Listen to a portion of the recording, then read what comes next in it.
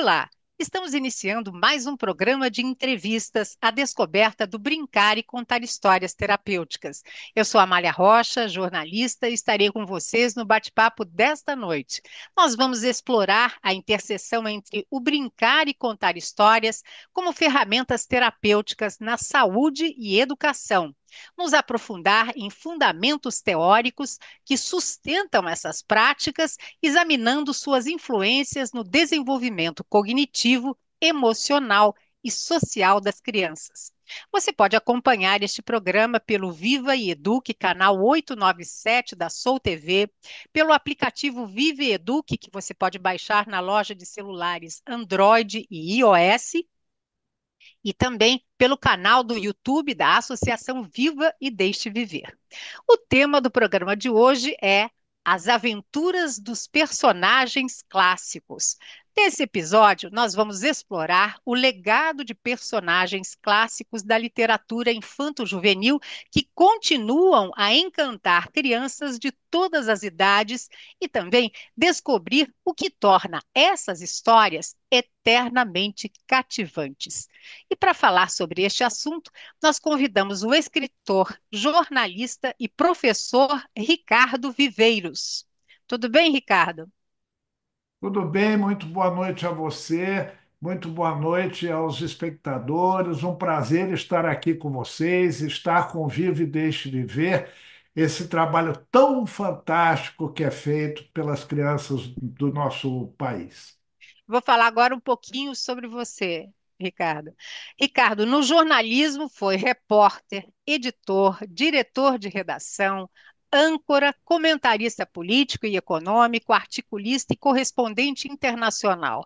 Passou por diversos veículos, Jornal do Brasil, Última Hora, Jornal da Tarde, Diário do Comércio e atualmente é articulista da Folha de São Paulo.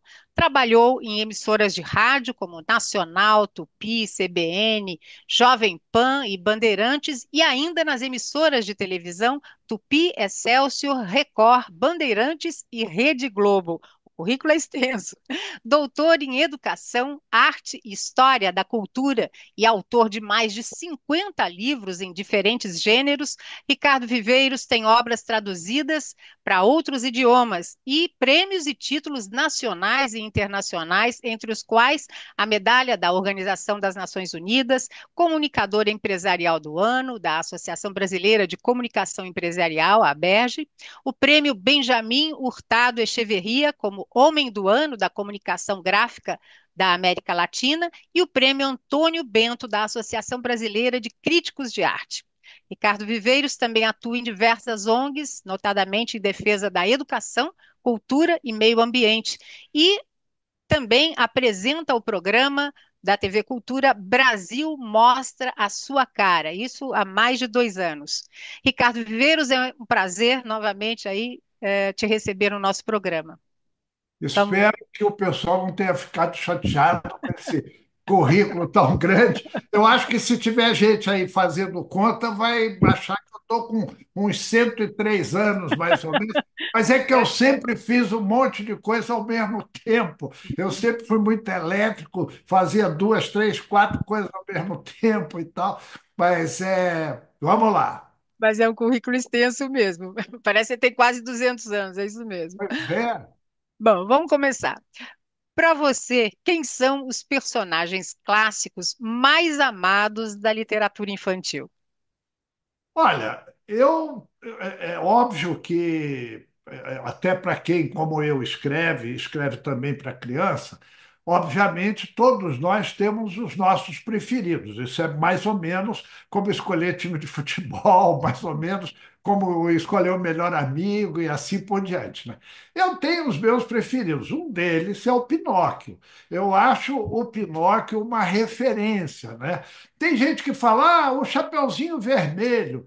Mas eu fico pensando que o Chapeuzinho Vermelho é quase uma história de terror, muito mais do que uma história infantil. Você imaginar uma pobre de uma vozinha doente, né? E a netinha caridosa vai lá levar alguma coisa coisa para ela, e aí aparece um lobo, e aí o lobo engole a avó, aí vem um caçador, abre a barriga do lobo. Quer dizer, eu vejo isso como uma história de terror, muito mais do que uma história infantil. Agora, há outros personagens. O Gato de Botas, por exemplo, é um personagem interessantíssimo, né? E há outros até que não chegam ao Brasil. O Barão de Munchausen, que chegou, que tem aqui publicações, por exemplo, é uma história fantástica, uma história de muita, muita criatividade, imaginação. Eu acho que a grande tarefa do autor, seja ele autor do que for, é, primeiro, captar a atenção do leitor. E segundo, fazer o leitor pensar. Se você não capta a atenção do leitor e não faz o leitor pensar, seja em que gênero literário for, você não cumpriu sua missão, né?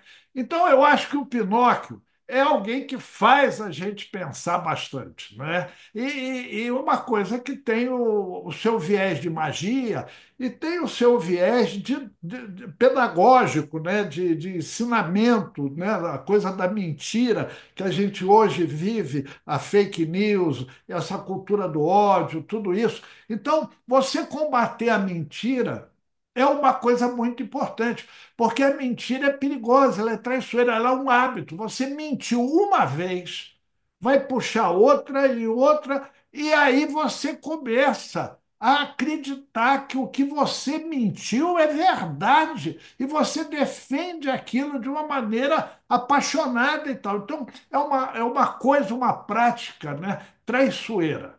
A gente Você, vê isso na uhum, política, a gente vê isso na sociedade, a gente vê isso por todo lado. Então, eu tenho no Pinóquio, assim, um personagem importante que me fascina. uhum. Falando nisso, você pegou a mentira aí, e usou as fake news, né? Como as histórias clássicas elas podem ser adaptadas para o público moderno? Você já fez aí, já deu um exemplo, né? Que a gente pode fazer esse paralelo. Então, você tem aí bom, o Barão de Munchausen também, como o Cervantes, o Dom Quixote de La Mancha, né? São personagens que a gente trouxer para hoje é atualíssimo, né? Foram escritos há centenas de anos e são absolutamente atuais, porque a gente vê o que vai acontecendo. Aliás, eu tive a felicidade, eh, pela minha profissão, de viajar a muitos países, de entrevistar muita gente e tal. Eu entrevistei vários grandes escritores, né?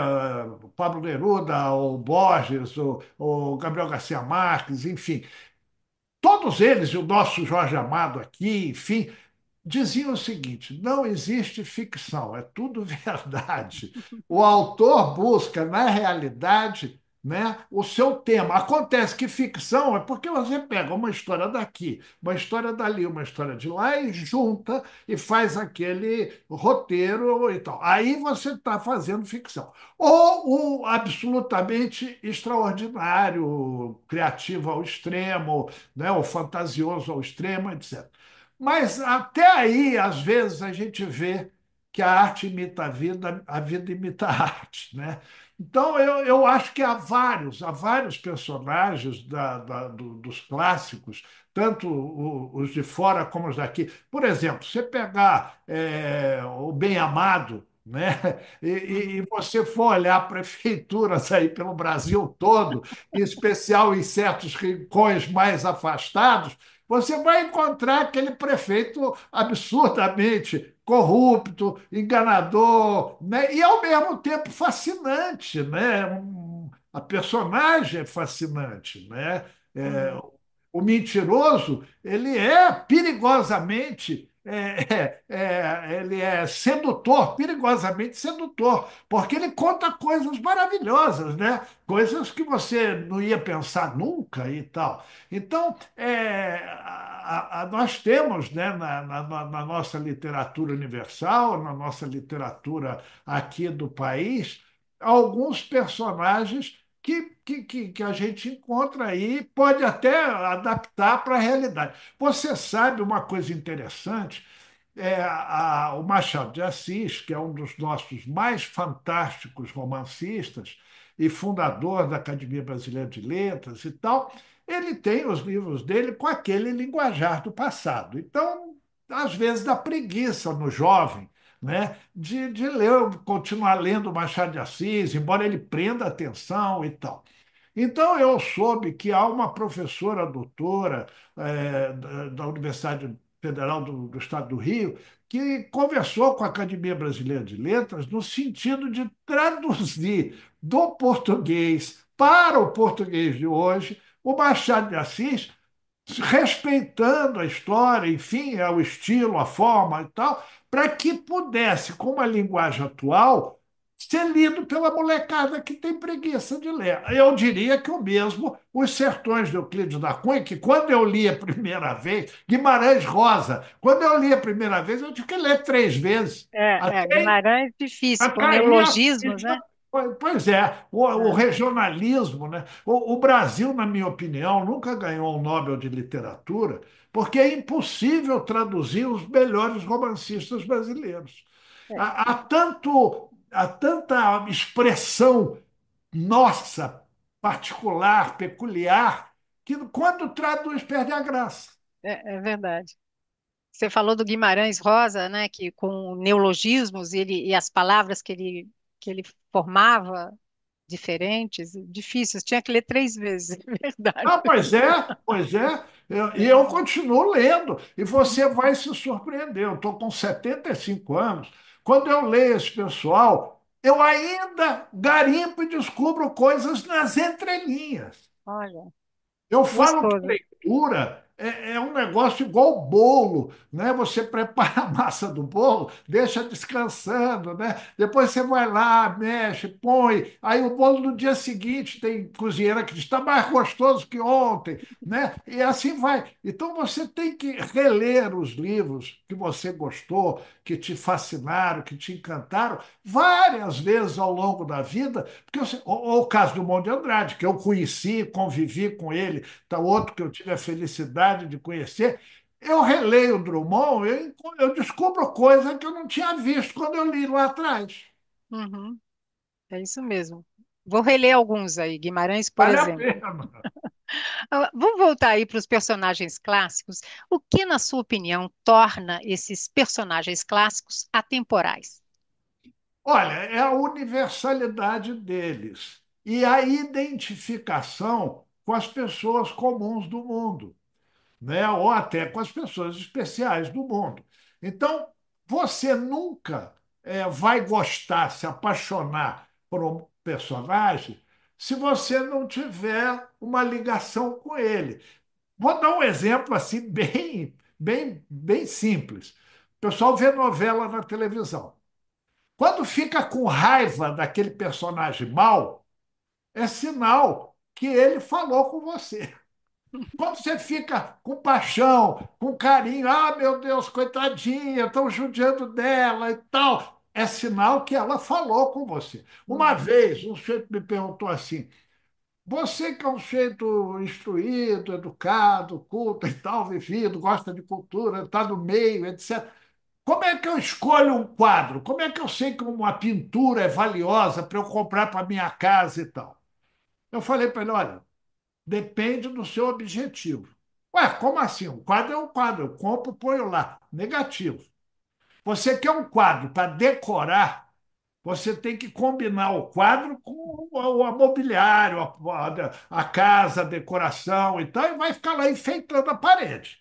Você quer um quadro para investir dinheiro, que daqui a 5, 6, 8 anos vai valer o dobro, o triplo e tal, é outra coisa. Agora, se você quer um quadro para você gostar, entra na galeria de arte, olha, o quadro que olhar, quando você olhar, falar com você, você compra e pendura na sua casa.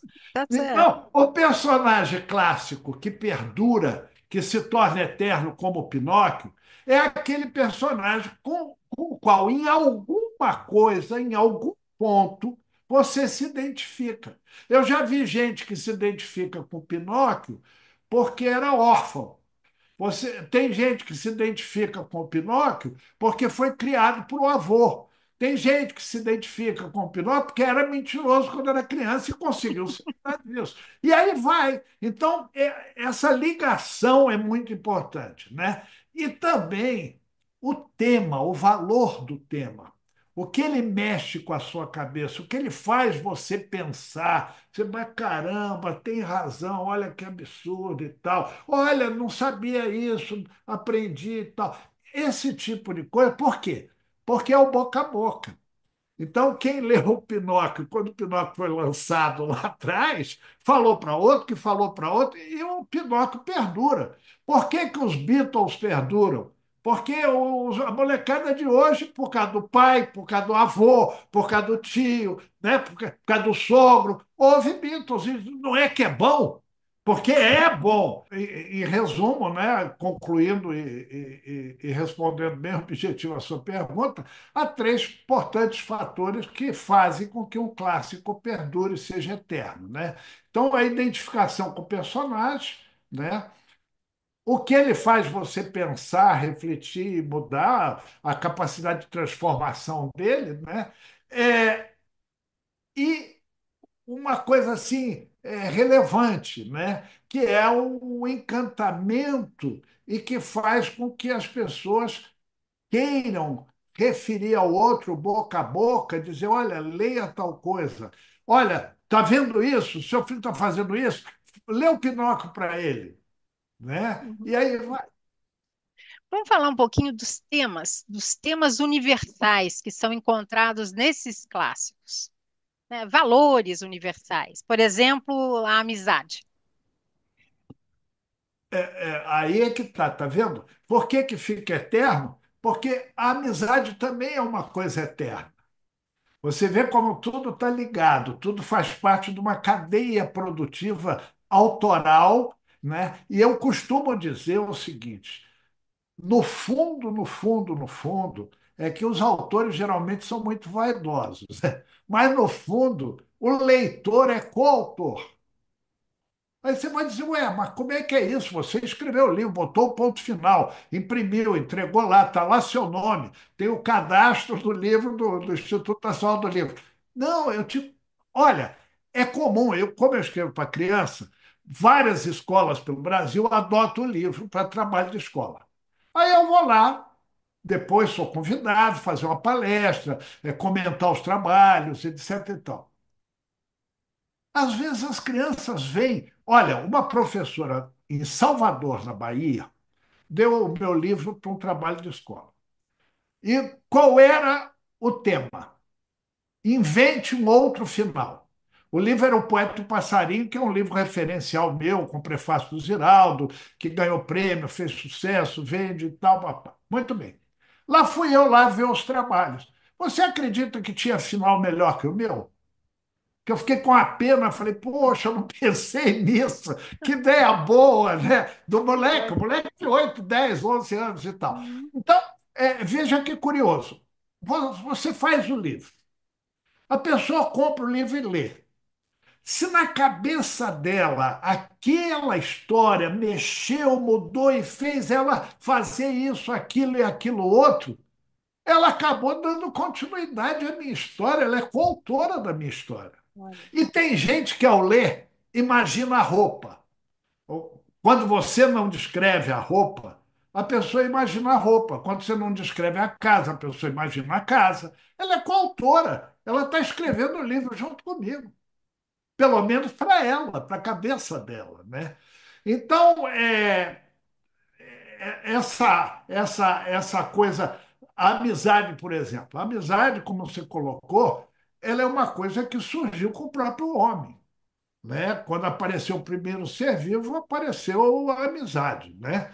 E o mundo, eu costumo brincar que é uma grande esquina de uma metrópole movimentada, uma megalópole, onde você encontra e onde você perde pessoas. E há pessoas que você não quer reencontrar. E há pessoas que você quer reencontrar. E há pessoas que você encontra e não perde nunca mais. Isso é a tal da amizade, né? Que Uhum. vai aproximando. E por quê? Porque cria identificações. A mesma coisa que você diz assim, eu amo Harry Potter. Ué, mas ele nem existe, né? Ele é um objeto criado pela autora, que é genial e tal, tal, É, tal. mas é E autêntico, né? E esses personagens são autênticos, e essa autenticidade aí é que tá. acaba gerando, né? Porque você acaba pensando assim, deixando esses personagens mais próximos da gente, né? Mais humanos, mais próximos. Eles têm falhas, eles têm dúvidas, eles têm sonhos.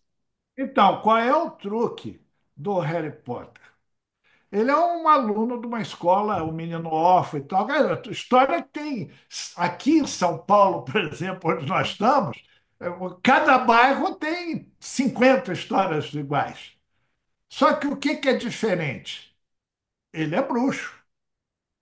E qual é o lance dele ser bruxo? Por que que a molecada se apaixona? Porque bruxo pode tudo. Eu passo a ter o poder de fazer meu pai não brigar comigo, a minha mãe não brigar comigo, eu comer o que eu quero, eu fazer o que eu quero, eu conquistar o que eu quero. Então, o elo com o poder estabelece a eternidade, né, do personagem. Mas já que você não pode ser o Harry Potter, você quer ser amigo dele. Ele é seu amigo. Você tem um travesseiro, você dorme com ele, você tem um retrato dele, né? Você tem a caneca dele, você tem a varinha dele. E aí o marketing faz a festa, né? E ganha um dinheiro fabuloso fabricando tudo isso. A porquinha, né? Pique, aí vai o Pernalonga, né? O Pato Donald. São personagens e aí indo um pouco para o desenho animado, para o quadrinho, né, que tem o seu valor muito grande, né? Eu conheço gente que aprendeu a ler e se tornou leitor voraz de livros a partir dos quadrinhos. Olha. Então, tem gente que tem preconceito, eu não tem, não. Eu sou defensor. Com qualidade, tudo é bom, né? Uhum. Menos quiabo. Eu não gosto de quiabo. Você estava falando de alguns personagens. Existe um personagem clássico, na sua opinião, que você acredita ter sido subestimado ou ser subestimado? Vamos lá. Vamos lá pensar um pouquinho.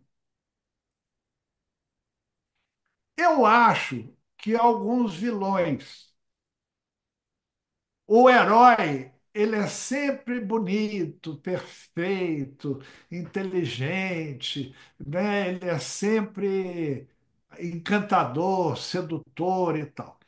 Há alguns vilões que teriam sido úteis à humanidade e que foram subestimados, né?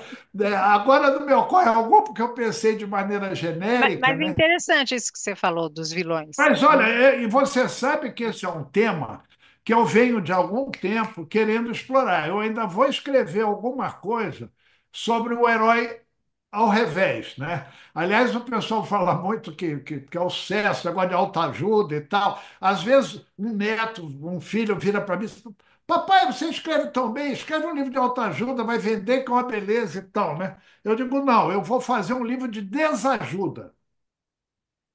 Ao contrário, né? Então, o herói ao contrário, o herói ao revés. Você quer ver uma coisa? Recentemente nós vimos aqueles filmes lá daquele personagem que é um palhaço, me fugiu agora o nome. Oh, meu Coringa? Deus! Não. Teve filme, ele ganhou o Oscar. Coringa, não. O Coringa, exatamente. Uhum, Se você olhar a história do Coringa, como o autor construiu o roteiro, como ele criou o personagem, como ele tratou o personagem, ele não deixa de ser um herói e um herói subestimado. uhum. Porque ele conseguiu, e no final perde, porque não pode bandido ganhar, principalmente quando você está ensinando, né? Aí a pedagogia tem suas regras, seus limites, mas ele é um vencedor, ele saiu do nada e chegou ao tudo. Ele sem BBB, ele ficou famoso. Sem BBB. Tá certo. Né? Então ele Pra- tem o seu mérito, ele tem o seu mérito. Então ele é uma história sofrida, um desconhecimento, renegado pelo pai, a mãe ficou maluca e tal. Você vai ver na história, ele não deixa de ser um vencedor. Então ele é um herói maltratado, um herói renegado pelo autor. E muito pela sociedade. Agora, eu vou levantar aqui uma discussão Hum, grave. Antigamente, tinha a história do bandido e mocinho. Então, geralmente eram filmes norte-americanos, da época da colonização. Então, o mocinho matava o índio matava o mocinho. Aí tinha o mocinho que tinha um índio companheiro, né? Tal, e parará, pão duro. Muito bem. Eu lembro que os personagens mais interessantes não eram os mocinhos, eram os bandidos. E isso se repete hoje em alguns romances e até nas novelas da televisão. Eu conheço muita gente que torce para o mal. O mal é mais interessante, mais fascinante, mais charmoso do que o mocinho. O mocinho é meio bobo, é é meio. mais linear, né? O mocinho é linear, né? A vida é boa, a felicidade existe e tal, seja bom e tal, não sei o quê. O bandido, ele cria, ele faz trama, ele vai atrás e tal. Então, isso é uma armadilha perigosa do ponto de vista pedagógico, porque acaba atraindo mais, se torcendo pelo bandido, né? Uhum, tá certo. E o bandido é o renegado. Ricardo, eu vou fazer uma pausa nessa nossa conversa e a gente volta a conversar depois do intervalo para dar um aviso importante, tá bom? A gente volta já já. Bom, Agora, desde 2007, a Associação Viva e Deixe Viver realiza o workshop A Descoberta do Brincar e Contar Histórias Terapêuticas, trazendo ao debate a saúde mental de crianças e adolescentes. O evento tem o objetivo de promover o desenvolvimento cognitivo e emocional e fortalecer a conexão entre educação e psicoeducação. Patrocinado pelo Instituto Helena Floresbal, com realização pela Associação Viva e Deixe Viver, este ano o evento ocorrerá em São Paulo, no dia 18 de outubro, na cidade de São Paulo. Acompanhe as redes sociais da Viva para mais informações. Acesse o QR Code que aparece na tela e saiba mais sobre este evento. Nós vamos para o intervalo e voltamos já já. A melhor história é aquela que se aprende contando. Seja um apoiador da Associação Viva e Deixe Viver. Acreditamos que o poder de uma boa história é capaz de humanizar as áreas da saúde e educação. Acesse o nosso site e venha promover o hábito da leitura, cultura, lúdico e criativo. Colabore com quem promove essas atividades desde 1997. Seja conhecendo dinossauros ou princesas, as histórias têm o poder de transformar a vida de uma criança. É o que eu faço em meus livros e o que você também pode fazer sendo voluntário na Viva e Deixe Viver, através da contação, levando educação, cultura e bem-estar para crianças e adolescentes hospitalizados. Para continuar esse trabalho, precisamos da sua ajuda. Seja um contador ou apoiador. Viva e Deixe Viver. O que a gente faz, conta. Nós voltamos com o programa de entrevistas à descoberta do brincar e contar histórias terapêuticas. Nós estamos conversando hoje com o jornalista e escritor Ricardo Viveiros sobre as aventuras dos personagens clássicos, histórias que atravessam gerações. Ricardo, continuando a nossa conversa, vamos falar um pouquinho de ilustração? Como as ilustrações contribuem para a popularidade das histórias? muito, muito, muito. Você sabe que todos os meus livros, não só os infantos juvenis, como os livros para adulto, eu sempre no meu contrato com a editora faço questão de colocar uma cláusula onde eu possa participar, opinar do projeto artístico do livro, capas, ilustrações, vinheta, fotografias, imagens, enfim, né? Isso é muito importante, desde o ponto de vista comercial, porque se você passa numa livraria, se você entra numa livraria e vê um livro com uma capa desinteressante, um título desinteressante, você nem folheia. Mas se o título é interessante, a capa é interessante, você pega, folheia, olha e fala, vou levar. né? É verdade. Quando a gente trata com criança, então, porque há livros para crianças que ainda não leem, só de imagem. E há livros já com primeira leitura, aquela letra grandona, frases curtas e tal, e depois o livro de texto corrido e tal. Então, o aprender a ler, o aprender a gostar de ler, o hábito da leitura, ele vem, às vezes, da barriga da mãe. Tem pai que lê para o filho que está na barriga da mãe, tem mãe que lê para o filho que está na barriga ainda. Né? Isso é um hábito inteligente, interessante, como botar música. A Uhum. música também é um aprendizado. Tem gente que fala, não gosta de música. Porque nunca ouviu quando era criança, porque não criou o hábito de ouvir, de entender, de gostar, de se deixar levar pela magia, né? E do som, enfim. Então, a ilustração é absolutamente importante. O que seria, inclusive, nós estamos falando dos grandes clássicos, você imaginar o Pinóquio sem ilustração, que eu dei como exemplo, né? Uhum. O mal ilustrado, não Sim, teria se claro. tornado Pinóquio. O ilustrador, eu faço questão de colocar o nome do ilustrador na capa do livro. Ele é coautor comigo. E, em Uhum. muitos casos, no meu contrato de direitos autorais, eu abro mão de uma parte e, embora a editora tenha comprado e pago o trabalho do ilustrador, eu abro mão de uma parte dos meus direitos autorais para que o ilustrador ganhe comigo na venda do livro. É fundamental, esse é coautor para valer mesmo, né? E nós temos vários. Os italianos são fantásticos, os franceses são fantásticos, os chilenos são fantásticos. E aqui no Brasil, aí você não tem ideia, não tem noção da quantidade de artistas gráficos fantásticos, criativos, inteligentes, mágicos, né? Eu tenho um livro que chama Como Encontrar uma Linda Princesa, que é um livro para criança, que eu, seguramente, Eu, se não tivesse sido as ilustrações, talvez ele não tivesse feito o eu, sucesso. eu ia falar desse livro agora, porque eu dei Porque uma olhada. a Ah, a bruxa, coroa, não, a coroa do rei, aquela a coroa coroa do comprida, rei, né? dourada, Não, a e eu bruxa, a cara adorei. da bruxa, né, que é o final do livro, né? Uhum. Uma verruga. A criança, o olho da criança faz assim, ela se fascina. E outra coisa, o Poeta e o Passarinho, que é o outro livro meu que eu já comentei, Hum. você sabe que tem criança que passou a gostar do texto a partir da ilustração. É É. interessantíssimo. Primeiro que pegou a criança foi a ilustração. Depois ela entendeu o texto pela ilustração. Uhum.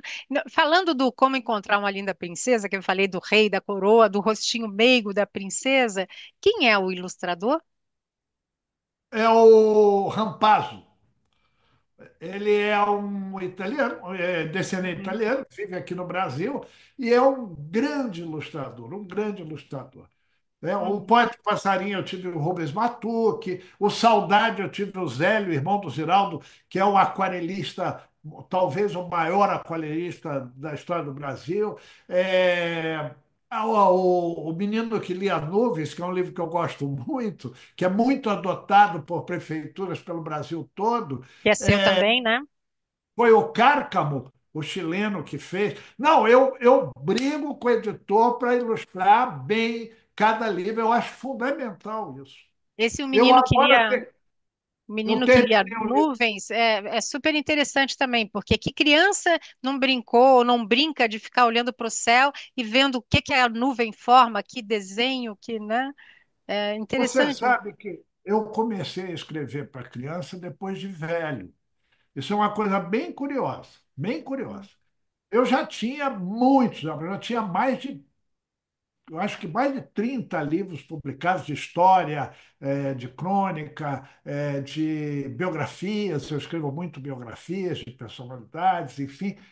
E eu nunca tinha escrito para criança. E todo mundo dizia assim: escuta, você é um contador de história, os seus filhos, os seus netos, os coleguinhas, os vizinhos. É curioso que o pessoal fugia para minha casa Tio, conta a história. Eu juntava as crianças no chão da sala e contava. E eu fazia um negócio maluco. Você está falando de clássico. Sabe o que eu fazia? Eu inventava história, juntando todo mundo. Eu botava na mesma, eu criava uma história que participava dela, eram personagens dela. Chapeuzinho Vermelho, Gato e Botas, o Pinóquio, a Bela Adormecida, e aí ia. Que Eu festa! misturava, e as crianças ficavam alucinadas, alucinadas. Bom, o que que aconteceu? Eu perdi um filho de 26 anos e uma neta de 7 meses. Por coincidência, o filho era ilustrador de livros, e de jornais, e de revistas e tal. O sujeito bêbado avançou um farol, bateu no carro dele, matou meu filho e minha neta. Meu Deus. Não há ideia do que seja uma dor como essa. E eu, repórter, que tinha passado a vida relatando o desastre dos outros, tive que viver a minha própria tragédia. E a única coisa que eu sei fazer é escrever, né? Então, como um desabafo, se eu fosse um compositor, eu tinha feito uma música. Se eu fosse um jardineiro, eu teria plantado um pé de rosa, sei lá eu, né? Como eu era escritor, jornalista, eu escrevi um texto. E saiu assim inteiro. Brum! E eu dobrei e enfiei dentro de um livro. Eu tenho 3.500 livros em casa. E o texto sumiu.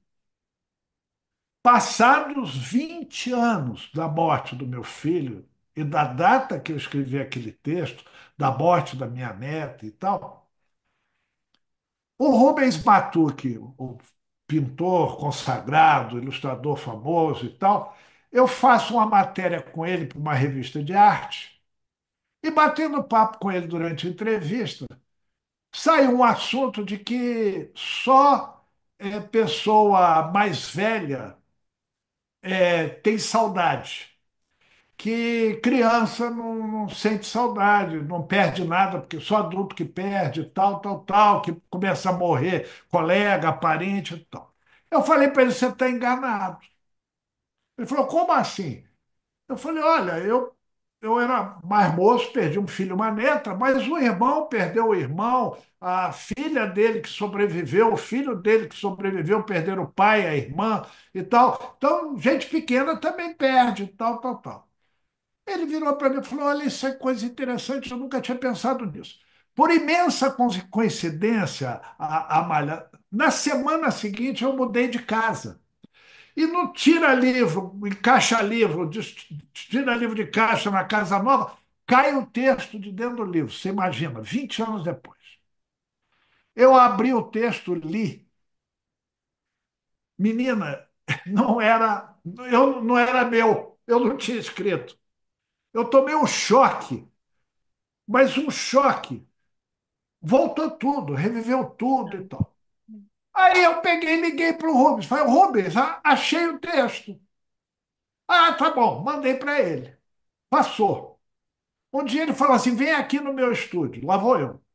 Quando eu chego lá, você não tem ideia. Esse maluco pegou papel de arroz japonês, lápis de cor alemão e fez várias pranchas, assim, aquarelas de sonho, assim.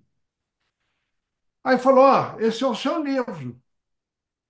Eu falei: Qual livro? O livro que você escreveu. Eu estava até quebrando cabeça como é que eu ia botar aquilo na parede. Eu falei: Vou esburacar a parede toda, porque eram umas 10, 12 pranchas, né? Falei: Como é que eu enquadro isso e tal? Eu falei: Qual livro? Não, o seu primeiro livro infantil. Isso é uma joia, isso é uma preciosidade. Vai fazer bem um monte de gente e tal. Eu falei: Não, eu não escrevo para criança. Eu tenho medo.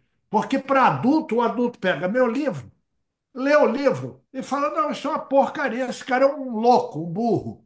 E pronto, eu não mudo a vida do cara. Ou o cara lê e diz: Não, esse cara está certo, isso aqui eu nunca tinha pensado e tal. Mas o adulto tem discernimento. Agora, a criança.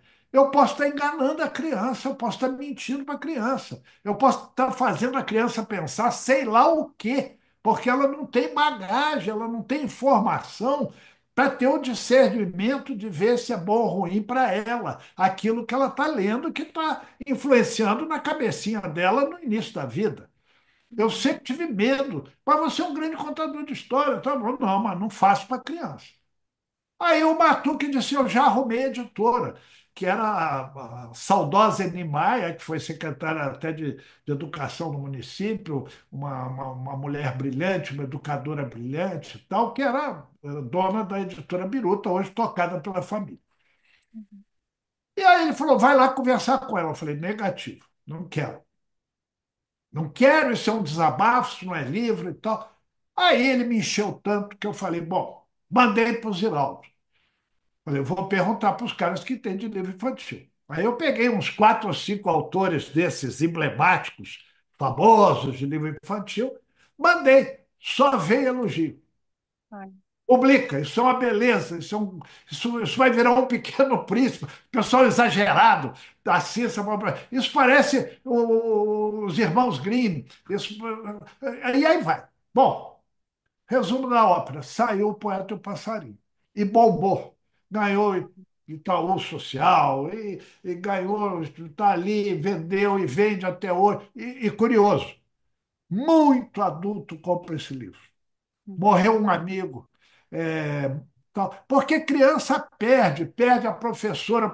Os meus filhos eram apaixonados por uma tal de Tia Lu, todos estudaram na mesma escola, e num ano lá tinha a tal da Tia Lu, no Fundamental 1. Quando mudava de ano, eles não queriam repetir o ano para continuar com a Tia Lu. Né? E Uhum. perde vizinho que Claro. mudou, que Uhum. gostava, a avó que morre, o cachorro que morre, o gato que some. Então, o livro Uhum. você não percebe. Ele é delicado, ele fala de Uhum. perda para a criança, mas de Uhum. uma maneira absolutamente delicada. E aí veio a crítica, de crítica mesmo, veio a crítica de pedagogos, de psicólogos, de médicos, de pediatras, de professores, todo mundo apaixonado pelo livro. E Olha. aí eu falei: bom, eu escrevo para criança, né? Descobri. Aí comecei. Aí o segundo foi Como Encontrar uma Linda Princesa. O terceiro foi Saudade, que é um livro interessante. O quarto foi O Menino que Lia Nuvens. Todos eles têm um compromisso pedagógico. Todos eles não são chatos, porque se você falar assim: vou escrever um livro para criança aprender a não mentir, vou escrever um livro para criança aprender a comer salada, vou escrever um livro para criança não fazer xixi na cama. Aí o livro vai ser muito chato. É, com certeza. Agora, se você escrever uma história como Pinóquio, ele em momento nenhum ele é chato. E quando você acaba de ler, a criança diz assim: nunca mais eu vou mentir. Ah, Né? é Então tem que ser verdade. sutil. Então, esses meus livros para criança, eu consegui a felicidade de passar o recado. Todos eles. Olha, o Poeta e o Passarinho é sobre perda, Uhum. aprender a conviver com a perda. Como Encontrar uma Linda Princesa é sobre problema físico, não discriminar quem tem problema físico. O Saudade é mostrando que saudade é bom, não é ruim. Todo mundo acha que saudade é ruim.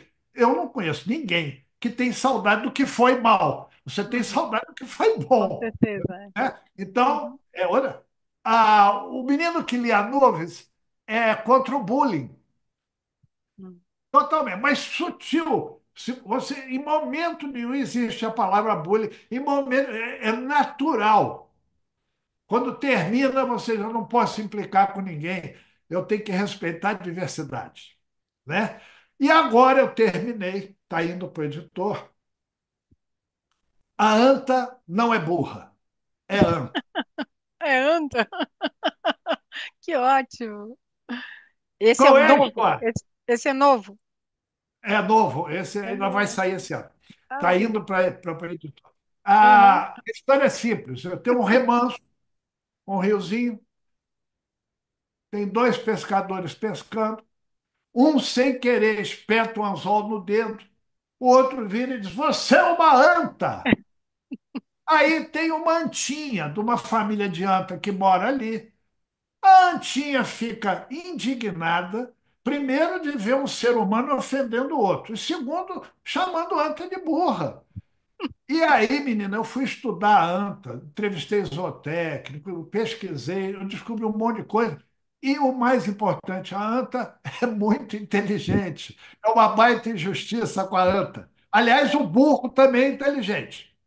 E Hum, aí, menina, a Anta fica revoltada, chega em casa, ela tem um pai, um avô com Alzheimer, e o nome da família é tudo com Anta. Eu fui ver as famílias de Anta, os nomes científicos, e brinco com esses nomes todos e tal. E você sabe que Anta tem em toda a América Latina, né? Não hum, só no Brasil, mas como todos os outros países e tal. E aí a Anta chega em casa indignada, fala com o avô, mas o avô está com Alzheimer e tal, e já começa aí, ela é muito carinhosa com esse avô, então já a pedagogia remetendo para o trato com respeito com o idoso. E aí o pai, a mãe e tal, e diz, não, isso é assim mesmo. Como assim mesmo? Ninguém pode ofender ninguém, e a Anta não é burra e tal. Aí ela resolve mandar carta para o jornal fingindo que é gente. hum. Isso, e dizendo que isso era um absurdo usar anta e começar a escrever. Aí o cara do jornal vê que é uma menina inteligente, contrata ela para ser colunista. Né? Aí ela começa a escrever coluna e tal, isso e aquilo. E aí ela é chamada para um grande evento de meio ambiente e tal. E aí eu não vou dar mais spoiler, mas o final é surpreendente. Tá A certo, anta não é burra, é a anta. tá certo. Ricardo, eu peço mais uma vez licença para fazer mais uma pausa nessa nossa conversa, tá bom? Para falar um Vamos ver pouquinho lá. sobre, tá bom? Vou falar um pouquinho sobre a Associação Viva e Deixe Viver.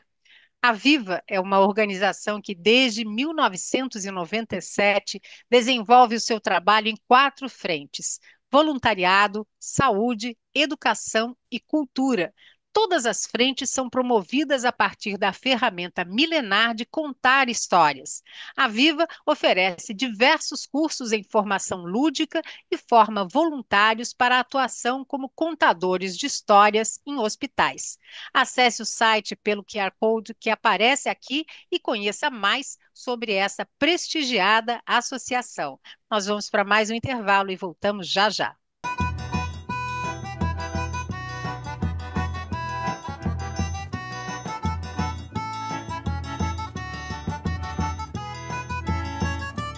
A Domingueira de Histórias é o seu encontro com a magia e a fantasia. Os nossos contadores de estados diferentes do Brasil reúnem-se para compartilhar boas histórias para você ouvir em família e com os amigos. A nossa programação acontece em todo quarto domingo do mês, em nosso canal do YouTube, Associação Viva, às 10 horas da manhã. Vem conferir! E agora é hora de dar tchau. Eu quero ser, contando as histórias que te fazem feliz.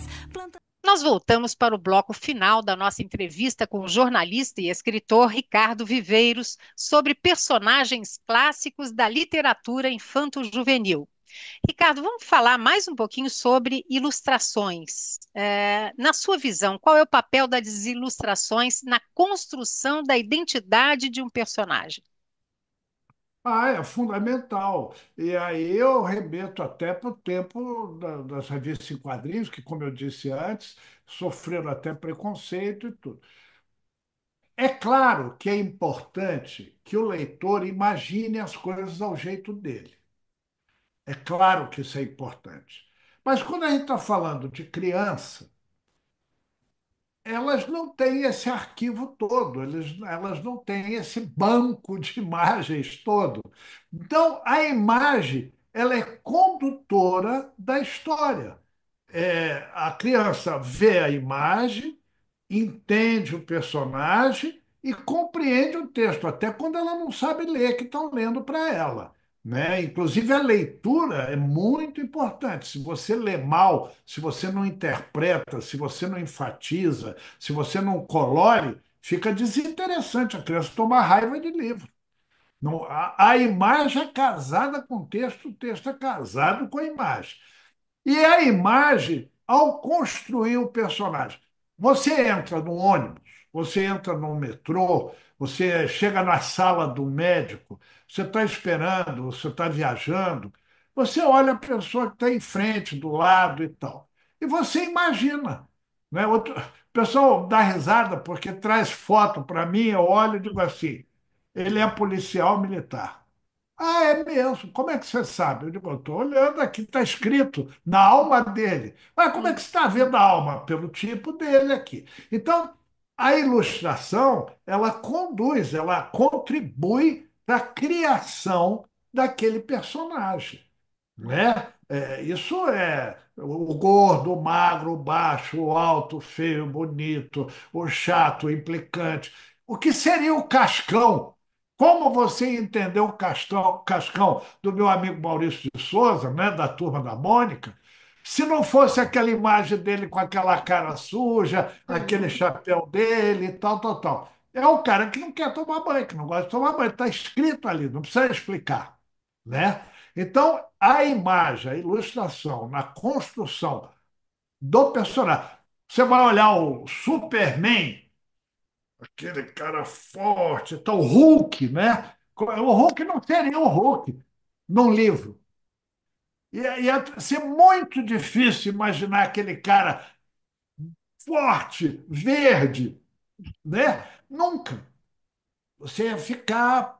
Então, aí, na história, em especial na história infanto-juvenil, a ilustração é fundamental na construção da personagem. uhum.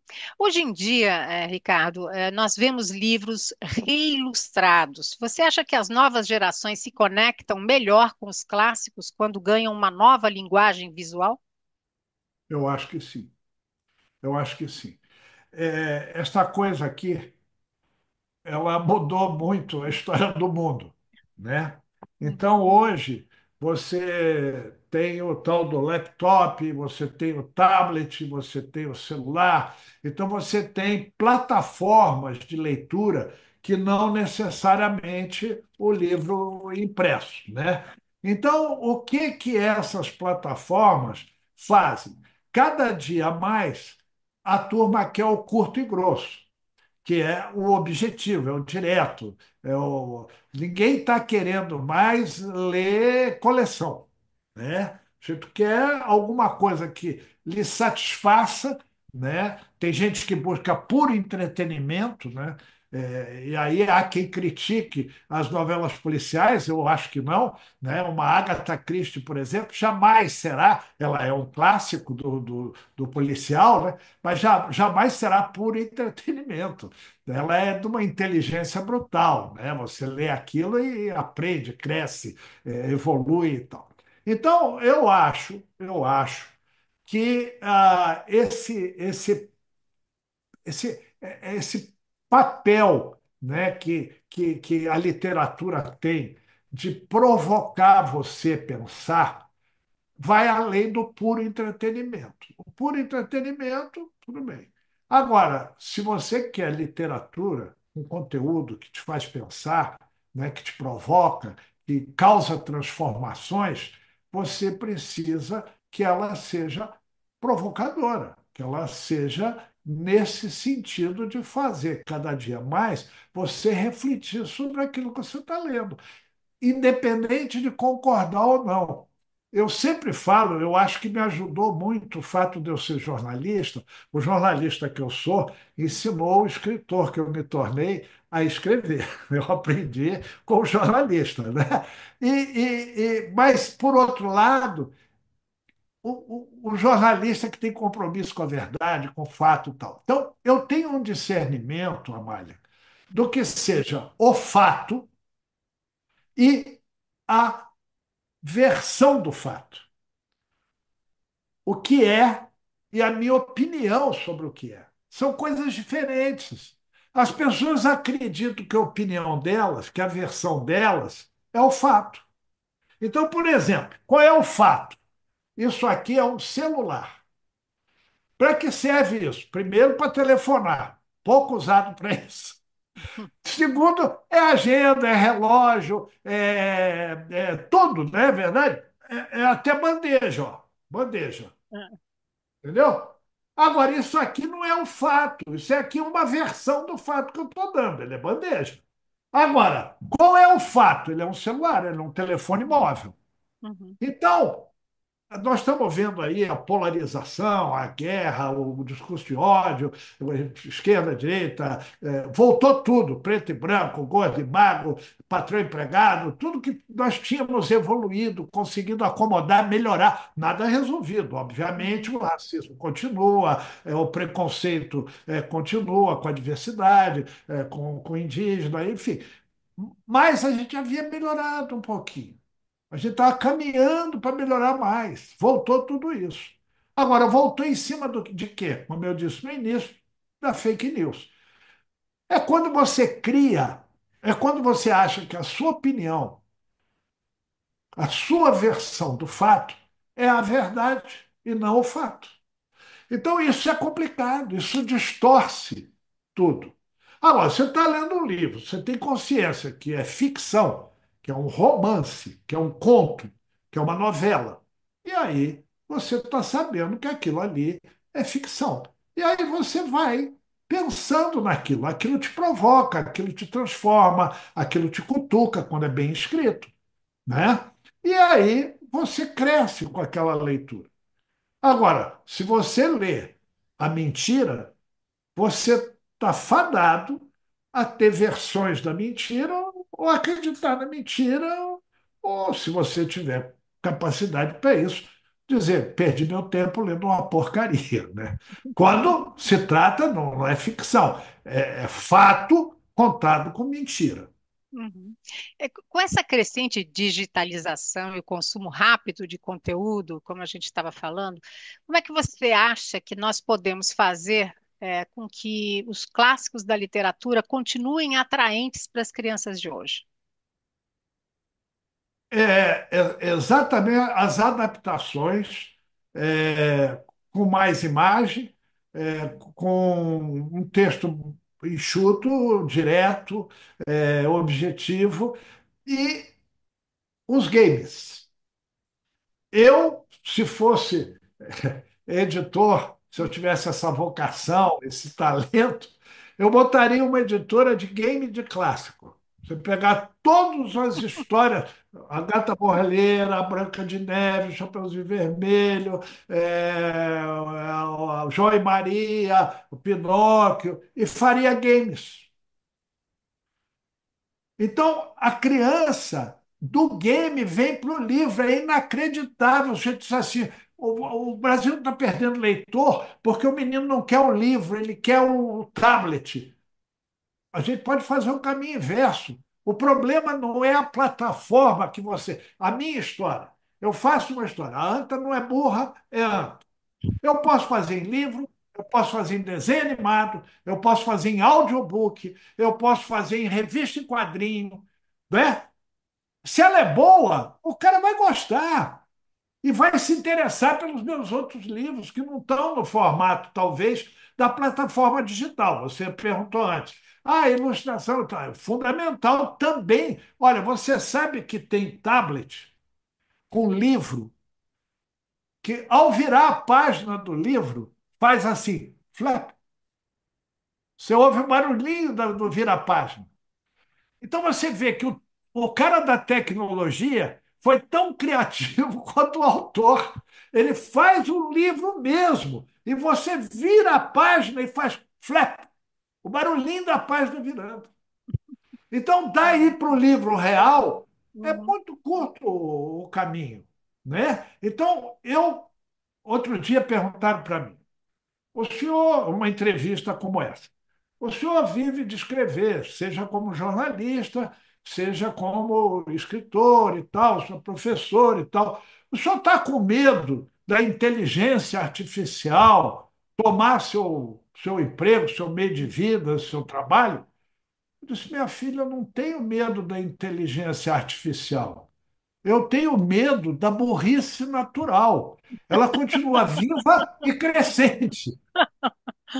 Tá Ela certo. continua viva Boa e crescente. resposta. É essa que me assusta. Isso aqui veio para o bem. Agora, se você é igual qualquer coisa. Quem inventou o automóvel? Inventou para atropelar e matar gente? Não. Inventou para salvar a vida, o bombeiro, a Uhum. polícia, ou a ambulância, né? Você bota a esposa no carro, corre para o hospital, ela tem o neném e tal, tal, tal. Acabou. Agora, quem faz mau uso, tudo vira instrumento, tudo vira arma, instrumento de ódio, vira arma. Então, seja qual for a plataforma, se você se preocupa em entregar qualidade, vai chegar com qualidade. Seja no tablet, seja no livro impresso, que eu sou um grande defensor. Você sabe, eu entrevistei o Bill Gates e o Steve Jobs em momentos diferentes, em anos diferentes, em lugares diferentes. E fiz a mesma pergunta para os dois. Parecia que eles tinham combinado de responder para o Ricardo Vives igual. Eu perguntei para eles assim: vocês acham que o avanço tecnológico vai acabar com o jornal, a revista, o livro impresso? Os dois disseram mais ou menos a mesma coisa. Não, eu acho que meus tetranetos vão ler livro impresso. Ninguém tira a magia do livro impresso. Com certeza. Agora, para a gente terminar aqui essa nossa conversa, infelizmente a gente vai ter que terminar. A gente conversou e essa conversa está uma delícia. Eu queria que você falasse, qual o impacto das histórias clássicas na cultura popular. Pois é, você vê, né? Sabe o que eu penso muito? Qual é o impacto da cultura popular nas histórias clássicas? Ou seja, você pegar a literatura de cordel brasileira, é um sonho. E sabe o que que é o funk? Sabe o que que é o rap? É uma literatura de cordel moderna, musicada, né, e tal. Então, eu não tenho preconceito nenhum com nenhuma manifestação artística, como eu não tenho preconceito com gente. Gente é matéria-prima do meu trabalho. Eu adoro gente. Se não existisse gente, eu não tinha ideia, eu não captava inspiração. Se não existisse gente, ninguém lia o que eu escrevo no jornal, no livro, não assistia lá o programa da televisão, não me ouvia no rádio, aí vai. Né? Então, eu adoro gente. Gente é interessante, é fascinante. Agora, gente também é complicado, dá trabalho, né? Aborrece, enfim, faz coisa feia e tal. Mas é fascinante esse universo do ser humano, é encantador, é sedutor. Né? Então, eu acho muito, né, que esse trabalho nosso de educar, trabalho de escrever, o trabalho de contar histórias, como vocês fazem nos hospitais, para quem está doente, às vezes desesperançado, às vezes não sonhando mais, enfim, é fundamental. É uma tarefa que não pode terminar nunca, seja ela na plataforma que for, por vídeo, por celular, por televisão, por som, por tablet ou no livro impresso.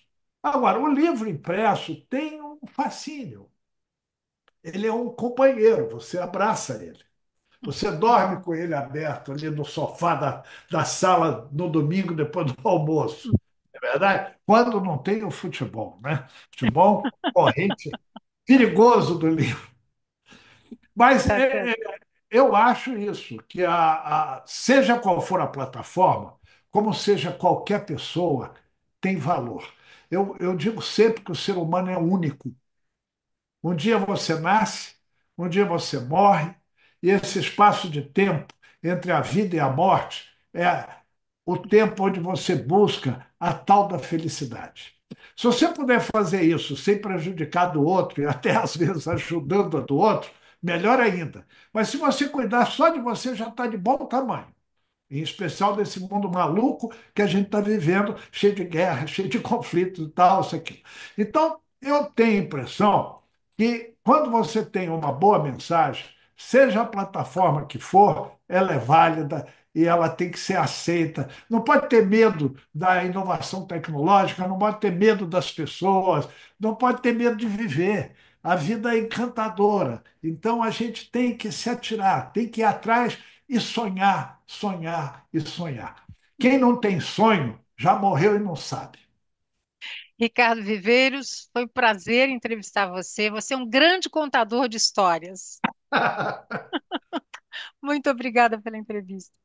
Obrigado a você, aos seus telespectadores, e parabéns, parabéns, parabéns por esse trabalho lindo, importante, fundamental que vocês fazem.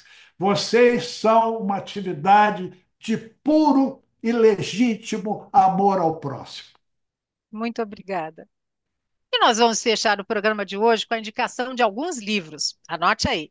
Reinações de Narizinho, de Monteiro Lobato, Chapeuzinho Vermelho e O Lobo Guará, de Flávio de Souza, e Aventuras de Alice no País das Maravilhas, de Lewis Carroll.